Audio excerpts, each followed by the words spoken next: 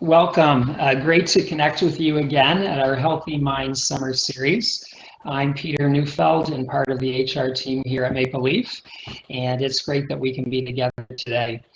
I'm very, very excited about who we're going to be able to hear and interact with today. We're going to be hearing from Jessica Holmes. Now, a lot of you, probably as soon as you saw that name appear on the invite and saw her picture, you quickly recognized her from the Royal Canadian Air Farce, where she's a regular. Jessica has also shared the stage with many, many famous comedians. So with Jerry Seinfeld, with Oprah, with Ellen, and so she's going to be, being able to help us share some comedy, but also what she's going to be doing today is talking and opening up a little bit about her own experience with mental health.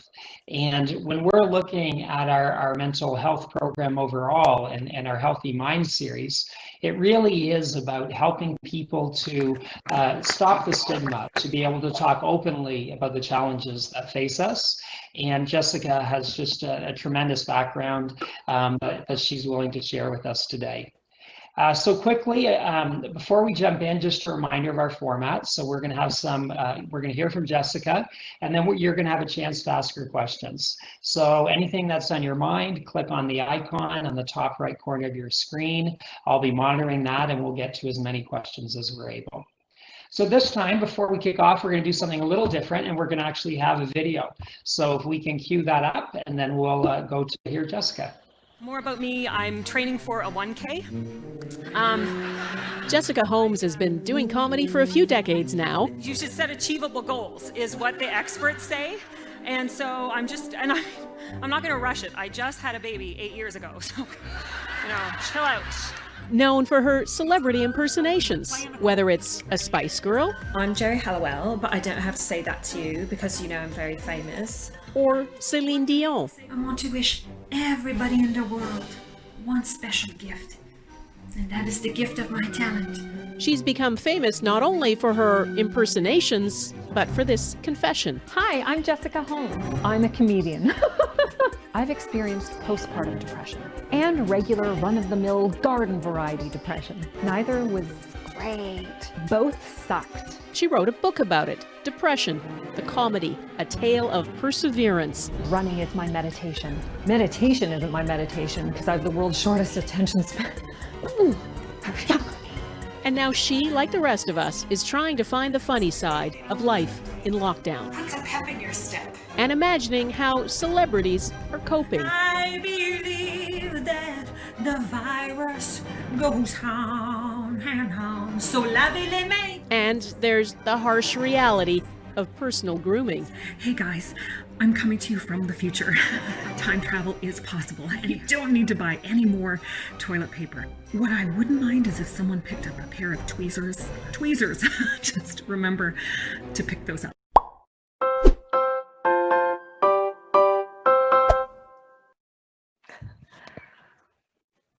Hi guys. Well, the good news is I found the tweezers. Very happy about that. And I just want to say, first of all, thank you so much, Maple Leaf Foods, for having me. Thank you, Peter, for getting me all prepped for today's call. And hello to I know we have a lot of employees joining us today, but if any of your kids are watching as well, I just want to say hi, and I will make this family friendly. So I'm Jessica Holmes. Feel free to call me J-Ho. And as I mentioned in the video, I have suffered from postpartum depression and just your garden variety, regular depression. And I'm thrilled to be able to be healthy enough to speak to people about it today. So I made a decision, even though I'm a comedian, I want to dedicate a part of my life to making sure that I reduce the stigma.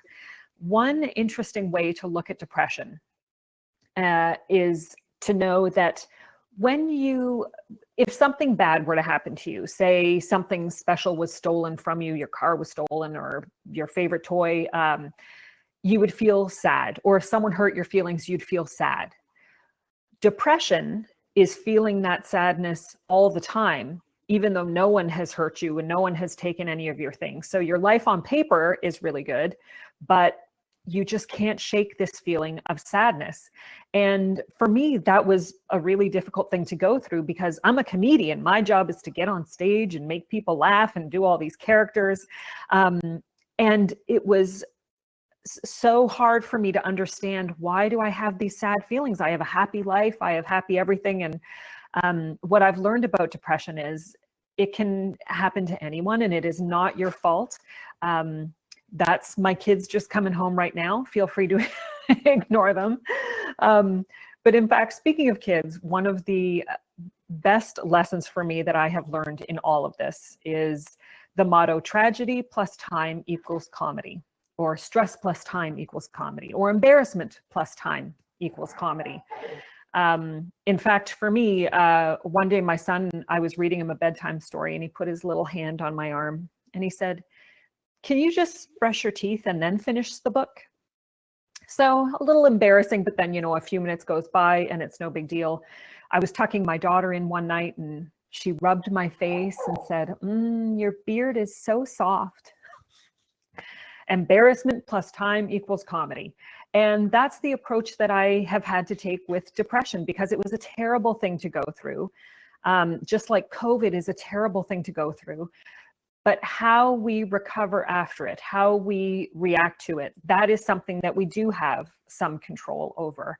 And so I'm trying to find the comedy in everything that I do. As you can see, I made the videos of Celine Dion reacting to the COVID because, whether you are Celine Dion or you are anybody else that's down there, it is very difficult to be in COVID at this time. And so I'll just share with you a little more about the depression that I went through. It lasted about 2 years. And one second. Hey, kids, you can go ahead upstairs. They said, yeah, you can see them better than I can see them right now. Babysit them while I'm on this call, would you? So it was for about 2 years on the sofa, and I just couldn't find energy. I would watch TV and kind of just feel sorry for myself and have these difficult feelings that I couldn't make sense of, where like I said, my life on paper was really good. I got a call to open for Oprah Winfrey, who was a giant hero of mine, and I loved her so much. And when I got the call, I thought, oh, okay, neat, I'll do that. Neat. That's how you feel when you get like a 30% off promo code for the Gap. That's not really how a person should feel when their hero asks them to open for them. But I showed up and I did that job and I was able to suck it up. I'm an actor after all, and I was able to sort of fake it or disguise what my feelings were like and just try my very best to keep living. And I blamed it on other things. I didn't know that it was depression because that wouldn't have made sense to me. My life was really good, so I couldn't imagine why I might be depressed. But I just stopped caring about things. I loved my family, but I didn't care about spending time with my friends. I didn't care about my job anymore. I just kept trying to fake it, putting one foot in front of the other to live my life. And eventually my husband said to me, you just seem down all the time. Do you think we could go see a marriage therapist? And I said, never, because I didn't want to get off the sofa. And he said, well, what if I found a therapist who was next to a Tim Hortons? And I said, fine. So the coffee got me out to the therapist's office. And in that first meeting, she diagnosed me with depression. And I was sad to have the diagnosis because I thought, oh, how could I not have known, and why is this happening to me? But then it was also a relief to have the diagnosis, because once you know what's wrong with you, then you can set about on a plan to start to make things better. And for me, recovering from depression wasn't just any one simple thing. It was a lot of different things. And here's what I compare it to. When I was a kid, my dad used to take me out in a motorboat and we'd go fishing. And it was this old rickety motorboat, and you never knew if it was going to start or not. It had this big old engine. You'd pull the cord and it was kind of like spinning the wheel at the casino. You just didn't know. You had a 1 in 88 shot of it working. And so anyhow, we're in the middle of the lake, and it's time to go home because he's got to go to the washroom. He pulls the cord, nothing happens. He pulls the cord, nothing happens. He pulls the cord a dozen more times and nothing happens. And I am only maybe 8 years old at the time. And I think they're going to find our bones in this boat a mile from shore someday. It was a huge problem in my mind, but for him, he wasn't sweating it. He said, no, we'll just give it a minute and then we'll pull again. And he pulled again, nothing. He pulled again, nothing. And then he pulled again. And for no apparent reason, vroom, the motor hummed to life and we set sail for home. And that's what recovering from depression was like. I had to try so many things, and I had to try them over and over and over again. Things like eating healthier, getting more sleep, stopping myself from saying negative things to myself. You know, when you're like a broken record and you just keep repeating the same negative things over and over to yourself, like, those people don't like me, or I'm a failure, or you're just telling yourself negative things about yourself. So I had to nip that in the bud. And I still had a problem getting off the sofa. My therapist said to me, well, what do you think would get you off the sofa? And again, I said, nothing, because I really loved laying on the sofa all day. And she said, well, would a dog get you off the sofa? And I said, I don't know, I guess if it was a really sad dog. And so she wrote on her prescription pad, sad dog, ripped it off and handed it to me. I brought it home, showed my husband, and we went out that weekend to look for a sad dog. And we found a rescue dog who was just not getting the walks that she wanted. She's a real walker. And I'd lay on the sofa and she'd lay across from me. We're both looking at each other sadly. And I'd say, I'll take you out. And I used every ounce of energy to take her around the block, and she'd be so happy. And then we'd get home and she'd be sad again and I'd be sad again. So I'd take her out more and more and more. And before I knew it, it just seemed like it made more sense to run with her because that would work the sadness out of her longer. So I start running with her in my jeans and my floppy sun hat and my sunglasses. And sometimes I'm crying and cars are pulling over saying, can I help you? And I'm like, I'm just working on my mental health. So anyway, before I know it, I am doing a 5K with that dog every morning. And like I said with the motorboat, it wasn't any one thing. It just, over the period of about 6 months, as I took care of myself more and more, as I tried to remember what were the things that used to make me happy, okay, I'll do those things. It all sort of snowballed and built on itself and built a bit of a momentum. So that about 6 months after I had started working on my mental health, I can say I felt like myself again. And that's a miracle to me, because for 2 years, I just thought I would never be okay again. So for me to feel good, it just means that for the rest of my life, I still check my list every single day. I still stop the negative self-talk. I still try my hardest to be an active person and to celebrate life, to feel grateful. And I tick those things off. And then when COVID hit, my gosh, COVID is like a crash course in mental health, because it just feels like everything is kind of working against us. Like the things that help build resilience, which are community, exercise, having a sense of purpose, going to work every day, having routine, schedule, all of those things got taken away from us. And I feel especially for kids who missed out on seeing their friends for so long. And even for me, the different ways that I had come to rely on community. So I've been just working double time on my mental health, taking advanced measures. And I'll just share with you a couple of the things that have been making a difference for me. I started making funny videos. One of the most proven ways to increase your mental health is to give back, to find some kind of kindness. And for me, I'm not that skilled in many areas, but I felt like, okay, I can make people laugh. And also years ago, I trained as a wellness coach and a career coach. It's just a weird secret passion of mine, coaching people in their career. And I never did it for money or anything. I just did it because I get this weird sense of joy out of it. And with the Black Lives Movement coming about, and just hearing so many devastating stories of how unfair life has been for people of color. I felt like I wanted to find some little way of giving back. And so I reached out to the Black and Indigenous people of color group in the entertainment field, and just said, if anyone wants some career coaching, I'm stuck at home, I can do Zoom calls. And that has meant a lot to me. And it's been good on both sides, because a lot of what we might be feeling during COVID is this sense of loss, or this sense of, when will things get back to normal? So whatever you can do to get excited about what you're going to do, future goals, anything you can do to get yourselves having a sense of joy again in your life.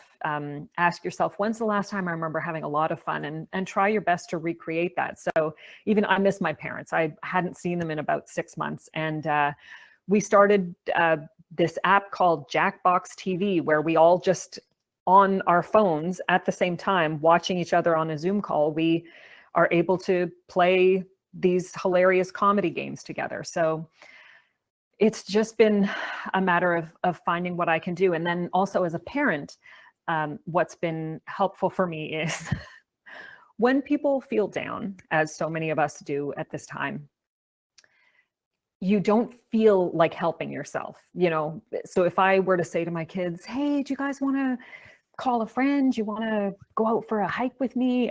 The answer is just going to be no. It's going to be no, I don't feel like it. I just kind of want to sit here because I'm a bit down. So what I've learned is, don't ask.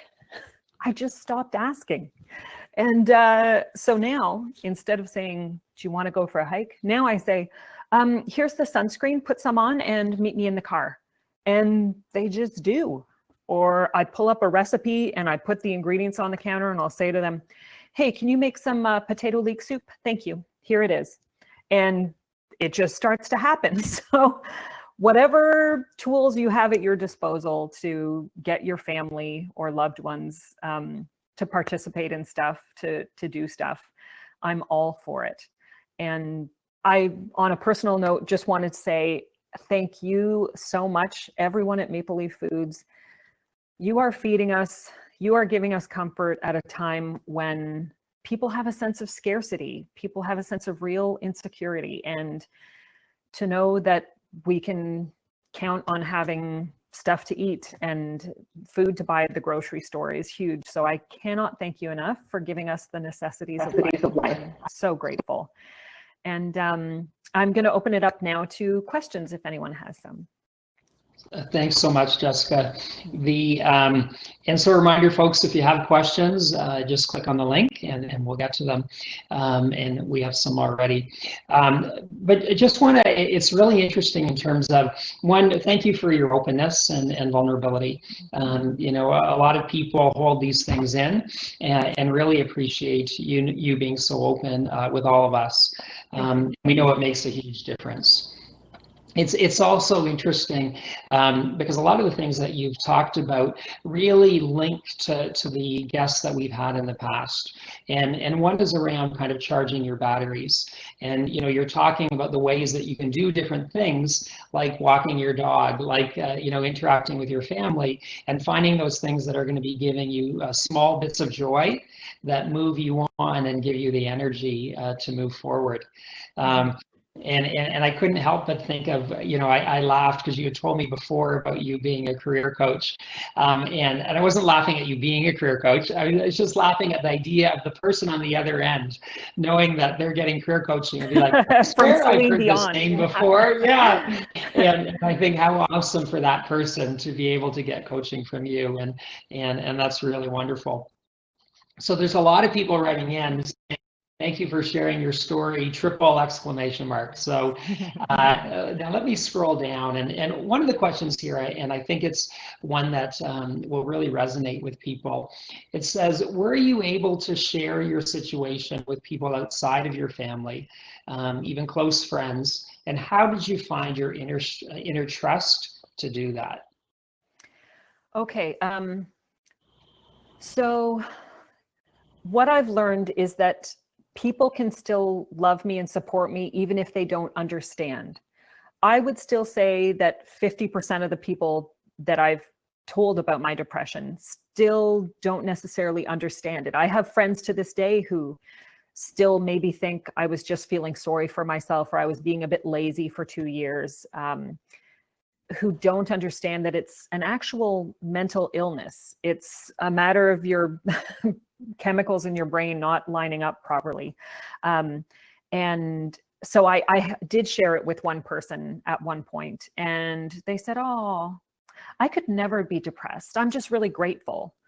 And I had to get strong and just say, depression is not an attitude problem. Depression is a mental illness. And so to the person who wrote that in, I just want to say, I'm sorry if you're going through something. I know it's incredibly hard. And you feel like the only person in the world who feels that kind of pain, even though the truth is 1 in 5 Canadians will experience some form of mental illness through their life. But yes, I did. I'm a comedian. We just share information, come what may. But I guess what I learned is there are some people you'll share it with who will have a sense of responsibility to help heal you or give you an area of love.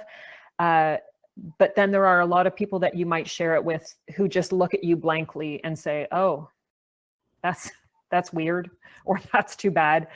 And that part is unfortunate, but I would just keep sharing until you do find at least one person who is a good listener. And what I'll say to people who love someone who's going through a hard time or who does suffer from mental illness, there's nothing that you can do to fix another person. It just doesn't work that way because we're not in charge of other people's minds. So instead of giving someone who's in depression, instead of giving them a lot of suggestions or trying to help them out, what you can do is just say, "I believe you and I care about you. And is there anything I can do for you?" And that way you're just giving the person the safety and the feeling that they are entitled to go through the hard feelings that they're going through, but that you have their back.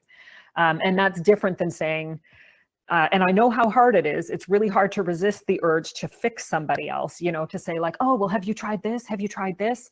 But that just puts a lot more pressure on someone who's in a depression, because we depressed people know that we should be doing something. We just can't, we feel like there's an invisible elephant sitting on us. And so I think just give an imaginary trophy to yourself if you're even able to, walk up the stairs and brush your teeth and take a shower in the morning, because I mean, folks who are not in that boat don't understand how hard it is to even just want to take care of yourself in that state. So it's a very big deal. Yeah, no, absolutely. And I love that summary about, I believe you, I care about you. Is there anything I can do? A person would feel very uplifted. Somebody said, do you now feel that you have conquered your depression, or is it a forever struggle? I'm going to be completely honest and say it has continued to be a forever struggle. So I assume that I will just have to take care of my mental health for the rest of my life. But that's not a bad thing. It's a really good thing, because before I was ever depressed, I just took my mood for granted. I didn't put effort into being a healthy person, being an active person. I didn't put thought or effort into building community. And now, so for 6 years, I've been healthy, but for 6 years, every day I make the choice to be involved in, I have, a spiritual community. I have a community of mom groups. I joined a basketball team and a soccer team, and it's hysterical because I'm so bad. I get yelled at sometimes. My big go-to move is, but it's the fact that I'm participating.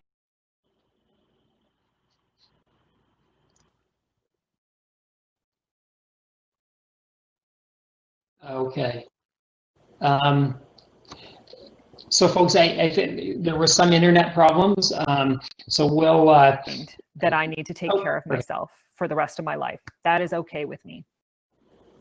No, that's great. Thank you. And we lost you for a moment, but I think we're all good. So people have written in, they want you to be their career coach. So, so there you are. So looking here, there are questions around, it seems that depression is common in the field of comedy, and people are talking too about how do you actually share your own depression with somebody you work with.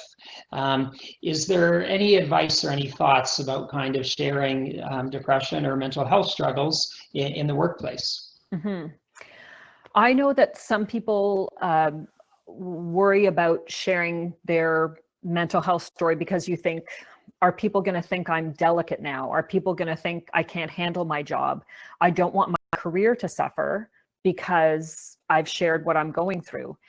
And what I will say is, from what I can see, the people at Maple Leaf Foods, because they have integrated programs like this, do want to support your mental health. So I think that your company has created a safe space for you to be able to share what you're going through without repercussions.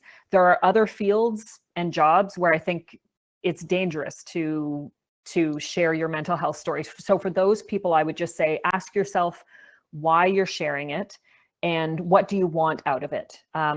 So for example, if you feel like I'm going through something and I just want someone to listen to me and hear my problems. Well, maybe telling your coworker isn't the best person. But like I said, you seem to be in a safe company. So I think it might be a safe situation if you trust the person to share with them.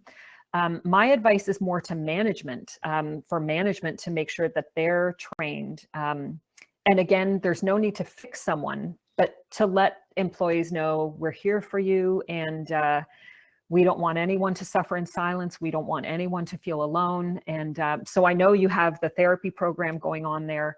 I would take advantage of that if I were you, if I was someone there going through something. So talk to management, because they have set up some stuff in place from what I hear, where anyone can take advantage of the virtual therapy. And I've actually, during COVID, still continued to talk to my therapist and done virtual therapy. And the only caveat is, like I said, it's sometimes people might not give you the answers that you want. And so just know that if you don't get the answers you want there, then do try and find someone elsewhere that you trust that you can share with. Actually, I was going to say a 1-800 number sometimes too. If you just Google crisis line or helpline in whatever area you're in, I have in the past used those, and there's no shame in it. And these people are incredibly well equipped. Even Kids Help Phone, that's for anyone up to age 28 who just feels like they want someone to talk to. Sometimes you want to tell a stranger what you're going through, and it's the biggest relief. It is half the battle, I think, sharing. Absolutely. And would like to remind everyone, dialing in and watching this, of the resources that we have. And so you can find them on the Maple Leaf website. You can find them by talking to an HR partner if you're at a plant. But as Jessica has said, it's just so important that you have the supports that you need. And please know, the name of our series is You Are Not Alone. And, as Jessica's highlighted, we don't want anyone to feel that way, and we have a number of resources to support you. So there is a question here in terms of, is there anything that you wish you had known before that you know now when you look back, to when you were kind of depressed, a number of years ago? Yes, I wish I had talked to someone sooner. Because I'm the kind of person where I felt like, oh, I guess artists are just moody. I guess my job is just really hard. No wonder I'm always sad. I blamed it on all kinds of external things. And I wish I had just talked to my doctor sooner. I wish I had sought help sooner or looked up my symptoms online sooner. Because I spent 2 years in depression and then another 6 months getting out of it. And for me, that's some wasted time. The only upside to it is now I have more empathy, and now I get to, share my story and hopefully inspire other people. But, if you're going through something right now, I know it feels like it will never get better, because that's one of the symptoms of depression, is feeling like things will never get better.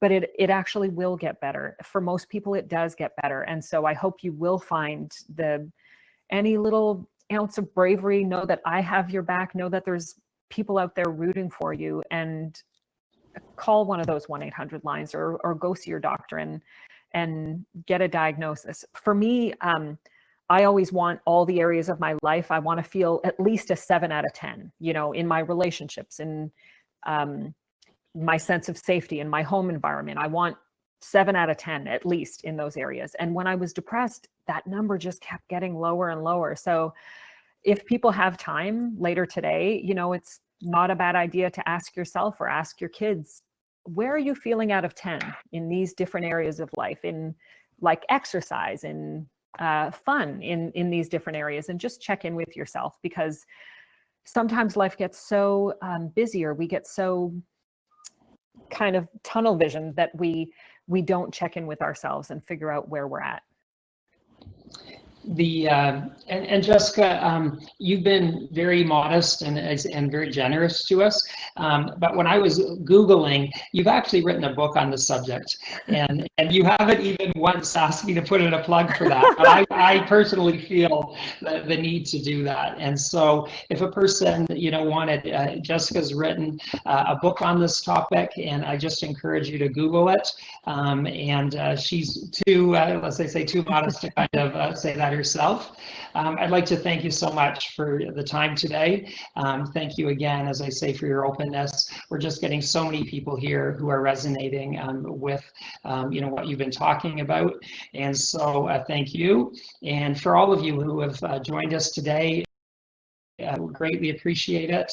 And I wish you a great day, and look forward to connecting again soon. Thank you so much. Thank you so much, Peter. And now that you bring it up, all right, the book is called Depression, the Comedy, and it just talks about my experience going through depression and how it relates to comedy and the comedy business, and what some of the triggers in my work were. And so I hope it gives some people a laugh, and just the knowledge that you can come out the other side. Thank you so much to Maple Leaf Foods for keeping us fed and for caring about your employees and their mental health. And I just wish everyone a great day. Okay, thank you so much. Bye.